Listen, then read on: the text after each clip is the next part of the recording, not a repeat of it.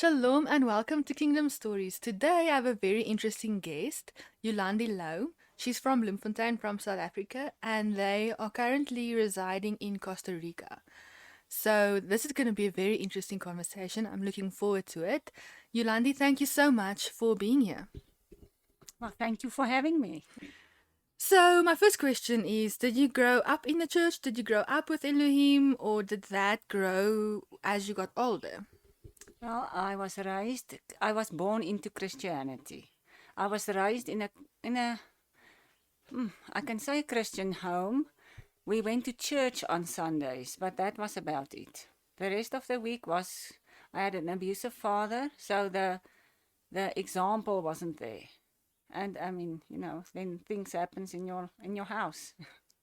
Yeah. So yeah, I had the base of Christianity in my home, but there was never a good example. Tell me about your journey. You're from South Africa, and then you traveled the world a bit, and then you settled in Costa Rica. Please tell me about that. Well, me and my husband started dating when I was 16, and we dated 7 years. Then we got married. We did life the way that life expect us to do it. We bought a property and we built a house and we had children. And then at the end we had a guest house, and life was getting very stressful for making money. And then my husband just one day said he's not going to live life like working for 40 years and then retire one day. He wants to have an adventurous life. So we sold everything. He built a sailing yacht and we went sailing with 4 kids. And we sailed through the Caribbean to Fort Lauderdale. And there, by that time, my nerves was in shambles. So I told him now he's going to do life the way that society tells us. We have to go and work and make money. And then everything fell apart. My life fell apart. My marriage fell apart. My family fell apart. And at the end, we did that and we made money, but that was all we did. You make money. There was no time for nothing else. And at the end, our visas in the States expired and we went to Costa Rica. And there my spiritual journey actually started.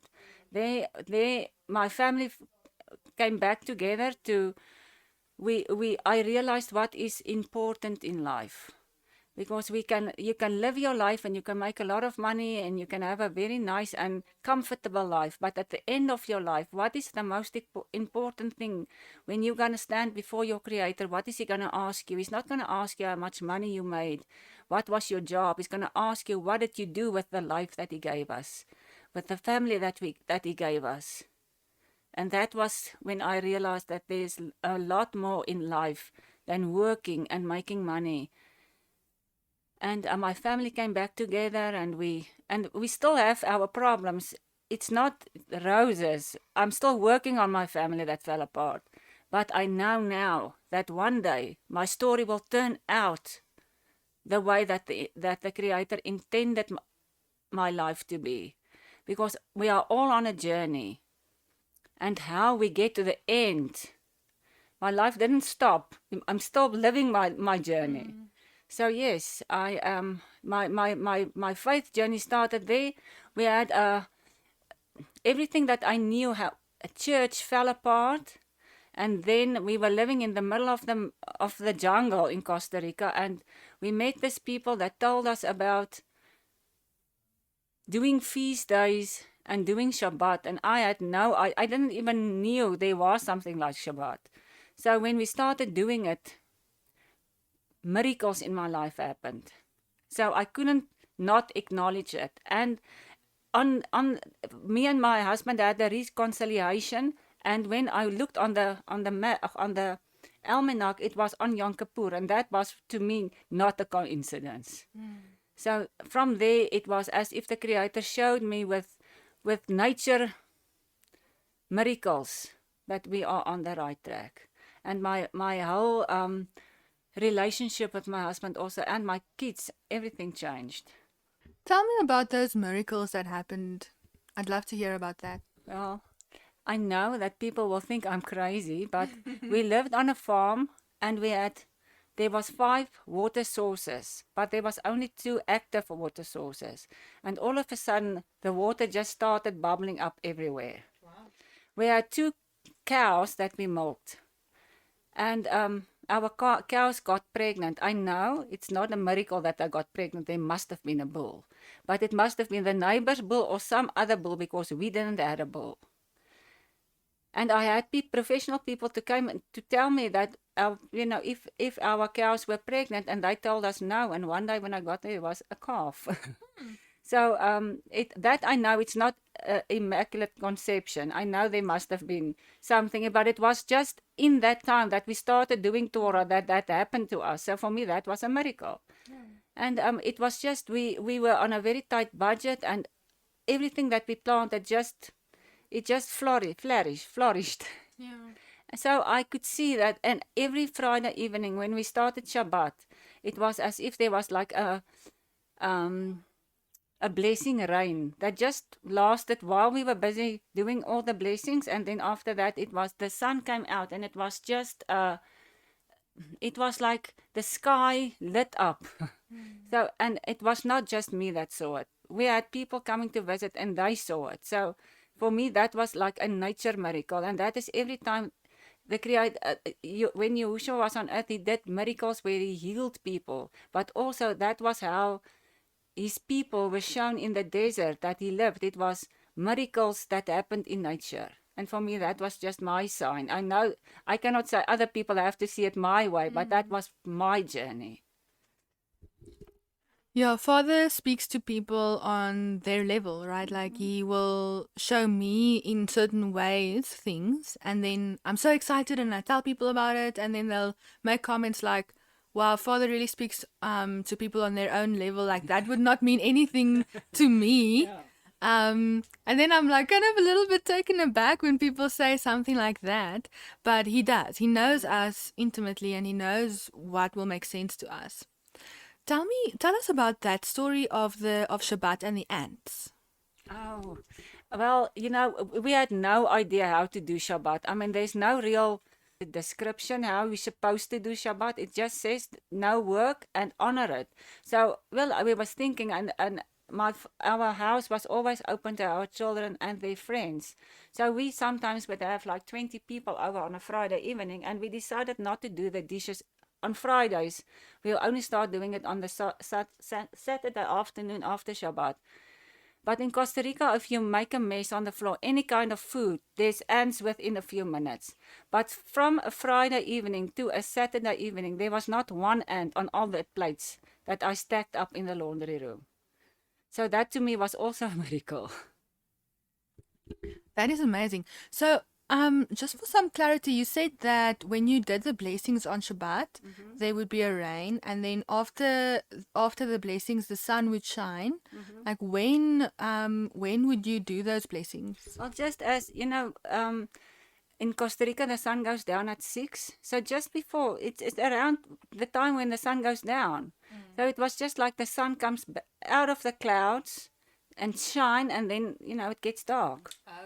Because usually people do those blessings like on a Friday evening, like after sunset or so forth. So I was just wondering, do you guys do Shabbat like on Saturday morning and then do blessings or something? We start doing it that way because the people that told us about it, that was the way they did it. And I know for a lot of people it is different. We had no idea. I tried to find anything in the Bible, and then we looked at Hebrew or more Israeli customs, and that is what we saw how they did it, and we just tried to be obedient, but we have really no clue how to do it. So we did it because we have grandchildren, and we wanted to lighten up a day so that they know it's different than other days. So we started on a Friday evening, and it lasted until sunset on a Saturday afternoon. I myself am very much pro like traditions around Shabbat. So when I say traditions, you definitely need to qualify that because that means different things to different people. I think it's very good to say a blessing over the wine and over bread and having a kitka and so forth. Not to do the oral law that Yeshua said that, Shabbat is for man. Man is not for Shabbat. And if you know how traditionally all the things around Shabbat, like traditionally the Jews will tear the toilet paper before Shabbat. They don't tear toilet paper on Shabbat because they say that you're creating. And they will not touch makeup on Shabbat, because I know this because my parents wanted to convert to Judaism, and so my sister and I said we'll do it also, like with them, if it will make it easier for them. And then we saw you need to read a book, The Real Messiah. So we said there's no way that we're going to participate in that case, because you'll have to, Yeshua said, if you deny me before the people, I'll deny you before my Father. And if you have to do that, then no go. And it's also expensive. But so those are the things that Yeshua said to the people. Hey, you guys are putting man-made traditions over God's law. But I agree with you that there's definitely in some of the traditions, like blessing the wine, blessing the children, and so forth. Sorry, but for me, the blessing of your spouse is very important, because if both are believers and you are one in the spirit, you have to be on the same page every week. You have to if there's any discrepancy, you have to sort it out before you start Shabbat. Then you can look your partner in the eyes and say, my soul, my heart, my everything is with you. We are on the same page. We are on the same plan for life, because that is what a partnership is. You have to be on the same plan for life. You cannot have your plan and he have his plan, and both paths is different. That is where marriages starts to fall apart.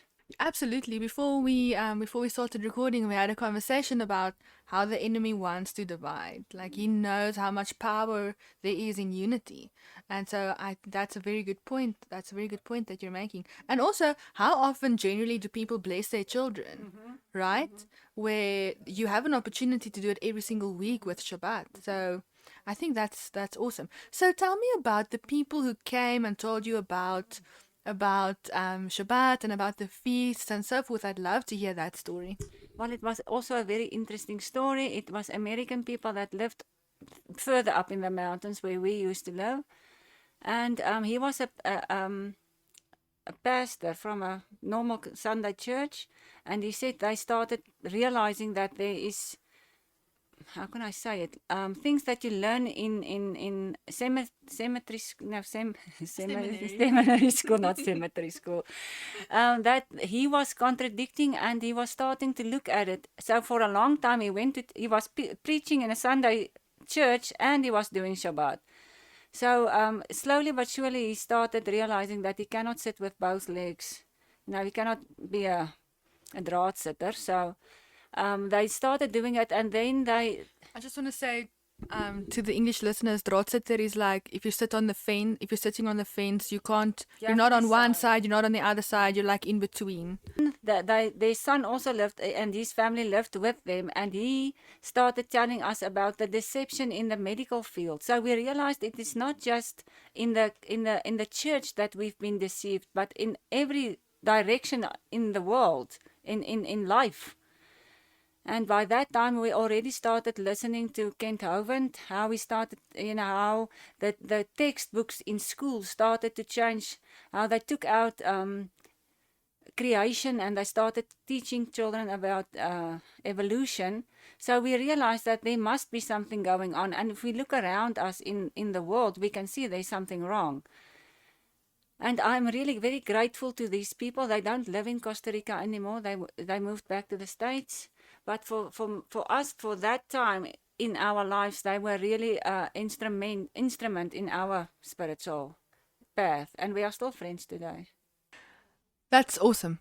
I love it. I love how people can influence other people and show them the truth and show them and be a light on their path, So tell me, what is your understanding of salvation, of what Yeshua did for us? I must say, even though I grew up in a house where I learned what Christianity is supposed to mean, and I did as a young girl gave my heart to the Lord as we've been told, but I could never really grow. I would do it for like a week or two, and then slowly the world was pulling me to a side.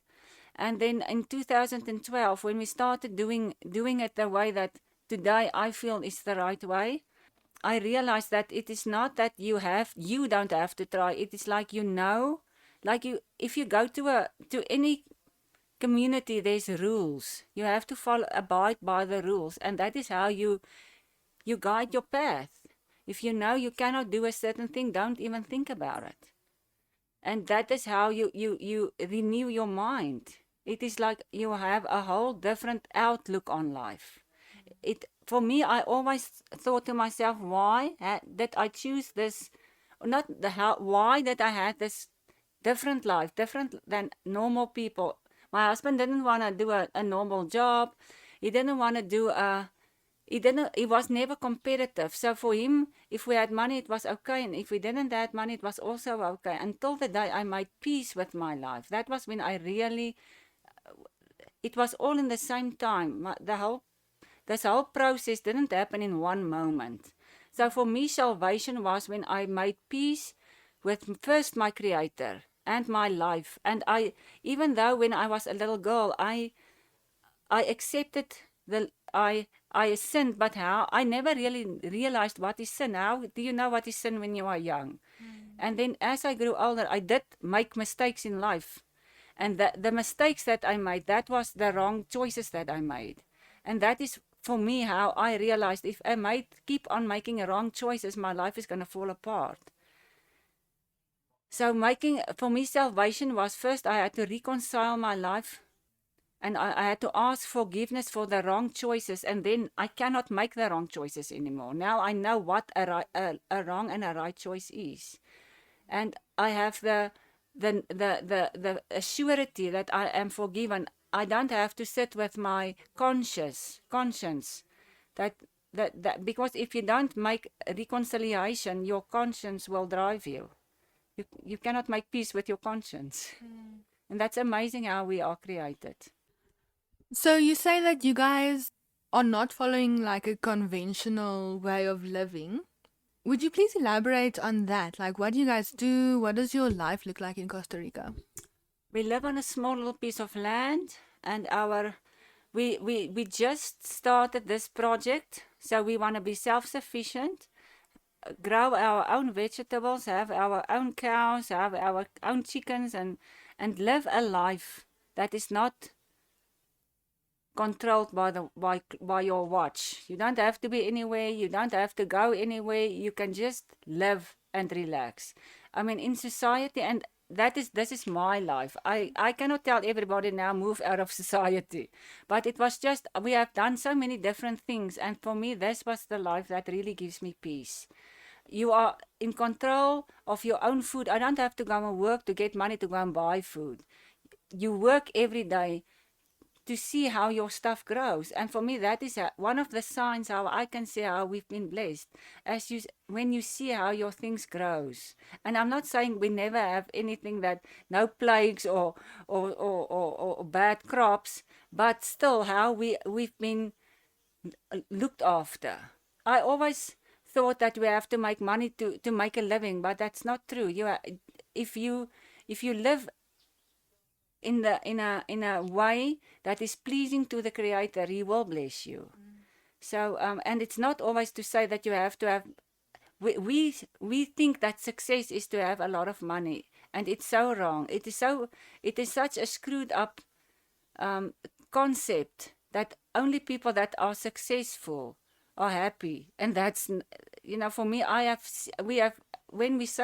When my husband built a boat, I saw what a rich person looked like. I thought I knew rich people in South Africa, but I mean, coming into the Caribbean and you see how people really live, I realized that even though people have lots of money, you are not always happy.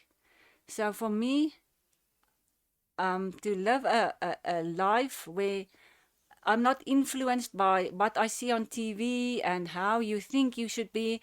I'm happy with what I have. I don't feel like I have to have a nice car or a nice house or jewelry or anything. I'm just happy with what I have. Because if I'm not happy with what I have, how can I be happy with more? That is absolutely true. I totally agree with that. So earlier you spoke about you reconciled with your husband. So you've never been No. divorced with this husband, before. Mm. So you were married Mhm. and then you reconciled. Would you like to share some on that? Well, um, because he made choices that I didn't agree with, I just started living my life differently. I had my own, I had a job, so I would go to work and then I come home and I would go to my sport, and I had my own things that I did on weekends, and he had his own. So we lived in the same house. We still have the children. We still were married. We still talked. We were not never mad at each other. We were just two people living in the same house. We were not connected. And then when we reconciled was when we looked in each other in the eye, and we asked for forgiveness, because that is not the way to live. I told him that I would be his wife, and he told me that he would be my husband, and we would be together in this thing that we called life. We will be partners, life partners. And that is how, and we still do it every week. We are on the same page. If we don't agree about something, we will discuss it. We will talk about it. We will just not just turn our backs on each other and have our own life. And this all happened in the same time when we started with doing. I cannot say doing Torah, because you will never be able to do Torah perfectly. But walking in the ways that the Messiah showed us. He came to earth to show us how we can be the best of our ability, live a life how he did. He was the perfect example. And I know we still make mistakes. Every time we make mistakes. But then at the end of the day, you can ask for forgiveness for that days. And next day, you can try harder to do it. And I know some days it's not easy. It's harder than other days. But it's not that you lose. You're not his child anymore when you make a mistake. The next day, it's not that you are now not his child anymore. You're still his child, and we are all learning, because I mean this is a journey. Life is a journey. Yeah, Rabbi Steve Berkson says that none of us will be Torah observant, like we're Torah pursuant. Yes. So, yeah. So if there's a wife listening to this today and she feels like she and her husband, like she's feeling kind of resentful towards her husband because, she's supposed to submit, but she's struggling. He's making dumb decisions according to her, according to her understanding. She doesn't, want to follow him in the things, and there just isn't unity between them. Do you have any advice or any insight that you would like to share to somebody going through that, as someone who has gone through that already? Well, there's no way that you can fix your life without the Creator. There's no way that you out of your own ability are able to reconcile. But then if there is that reconciliation, it is a journey. Everything that irritated you about your husband is not going to be gone the next day. It is something that you have to work on, and you have to look to him. You have to find all the good qualities, his good characteristics, and concentrate on them, and then the other ones will slowly be less. And if you push your husband's buttons where you irritate him, it is going to be worse. So, but just as there is in me things that I'm sure irritates my husband, yeah, I had to work harder on my better qualities. So you try to be a better person. But the moment I realized that I have a good husband, he's not a normal. It's not like I couldn't put him in a box. I couldn't classify him in any way. But I realized that that was the life that the Creator chose for me. Because we sometimes think, I made a mistake. I should not have married this person. If you get to that stage in your life and you are still married to him, that is not the one that you chose. Your life has been chosen for you long before you were even born. So now you are in this thing. You cannot now just say, I want to tear out this page. I'm going to marry somebody else and have a new life. You have to work with the one that you have. And there is no biblical reason to leave him. You cannot just walk away. You have to work through this. If you're not going to be, if every person have bad qualities, you have to look at the good qualities and decide you want to work on that. And it was a journey. It's not something that happened. I got up in the mornings after that. And sometimes, you know, you get up in the morning and just don't feel good. You just like, you are mad. And then I got back into my bed and I pulled the blankets over me and I said, I'm going to wake up again and start a new morning with a friendly face and a nice attitude. So it was an attitude change as well and a new outlook on life. I think that really connects to fruits of the spirit. So I often say, I have a friend that I often say to, self-control is a fruit of the spirit, and it's something that definitely comes. You know, it's something that comes when you are walking a righteous path, and the spirit helps you. But there are also there's some practice to it. So that was very good. That I'm definitely going to use that in the future. So have you ever been delivered from any demons or anything like that? You know, I never really thought about spiritual dimensions because that was never my path. I was never involved with witchcraft or another religions. My path was always in the Christian religion. I never tried anything else. But then there was the time when I was like a faithless. But still, I feel like the fact that you resent, if you open the door of your life for resentment, other things can come in. And I did had an experience once when I already started to look at my husband with different eyes. One evening, we were sitting around the fire and I could feel that old feeling, how I resented him, came back to me. And I went to my daughter's bedroom and I asked her to pray for me because I said to her, I feel that same feeling again. And that was the last time I remember about that evening. About 12 o'clock, my husband had to call the people that I told you that told us about this path. And the guy told us that Lucas had to blow the shofar. And then that moment I felt like I was released. And I can tell you, he said he knew me since I was 16 years old. And he looked in my eyes and I could see it wasn't me. So I must have at one or other stage opened a door in my life. And the next day he prayed over me and he put a talit over me and he claimed me back into his authority, because I mean, if your husband is the head of your house, he is your head. So and then I realized that even if I was not involved with any witchcraft or things that we know that we can identify as witchcraft, you can open a door. Even if you are a young kid and you play with Ouija boards and stuff and it's not real and you think it's not real, you still open yourself to stuff. And it is like the darkness wants to claim you back. It doesn't want to release you. That day I could feel that I was released back in the kingdom of light. So the witchcraft and the spiritual world is very, very real. Absolutely. The battle is not against flesh and blood, but it's against powers and principalities. So, did you ever have things in your house that were like not kosher things? Was it a normal fire? Were you guys just braaiing? Or is there something that you can share on that? Okay, I always liked unusual looking things to decorate my house. So when we lived in the States, I went to a yard sale and I bought masks. It was Indonesian kind of masks and it had a paper tongues. I had 2 of those. And I like to put out candles and I like soft light in the evening. So that evening I put a candle next to this mask.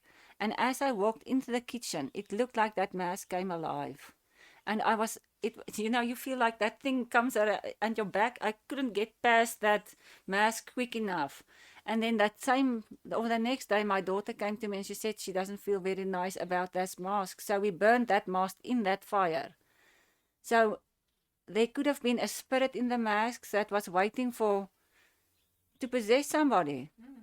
So that is how I feel. That is how it happened to me. Was that the same day that you burned That it? I would say maybe I cannot remember. This was now quite a while back, but it was within a few days.